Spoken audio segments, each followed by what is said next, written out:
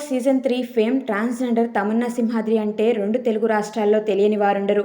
గత కొంతకాలంగా తమన్నా సింహాద్రి ఎక్కడా కనిపించడం లేదు. అయితే ఇప్పుడు తమన్నా సింహాద్రి వరుస షాక్లు ఇస్తున్నారు.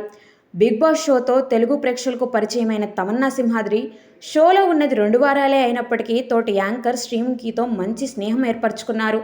షో అయిపోయి దాదాపు 6 ఏళ్లవుతున్నా ఇప్పటికీ వీరి మధ్య ఆ బంధం కొనసాగుతూనే ఉంది. అయితే గతంలో చెప్పిన ఓ ఇంటర్వ్యూలో తమన్నా సింహాద్రి అబ్బాయిగా పుట్టి తరువాత లింగ మార్పిడి చేయించుకుని అమ్మాయిగా మారానని చెప్పారు. అయితే అబ్బాయిగా ఉన్నప్పుడు తన అసలు పేరు మస్తాన్ అని కూడా చెప్పారు.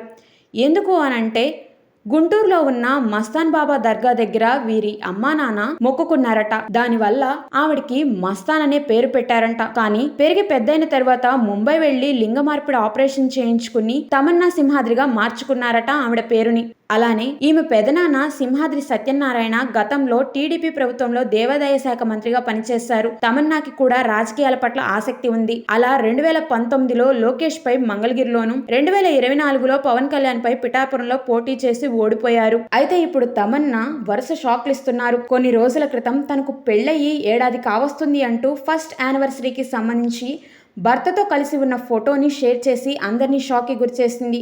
ఇప్పుడు ఏకంగా తను ప్రెగ్నెంట్ అని సోషల్ మీడియాలో పోస్ట్ చేసింది. దీంతో ఇది కాస్త సోషల్ మీడియాలో హాట్ టాపిక్ అయ్యింది. ఇప్పుడు ప్రెగ్నెన్సీతో ఉన్నానని, స్పెషల్ ట్రీట్మెంట్ సక్సెస్ అయ్యిందని చెప్పేసరికి అసలు అందరూ ఇది ఎలా సాధ్యమని ఆశ్చర్యపోతున్నారు. మొత్తానికి ఎప్పుడు ఎవరొకరి మీద వివాదాస్పద వ్యాఖ్యలు చేసినప్పటికీ తమన్నా సింహాద్రి తల్లి కావడం సంతోషకర విషయమని అందరూ అంటున్నారు. All the best and congratulations to Tamannaah Simhadri.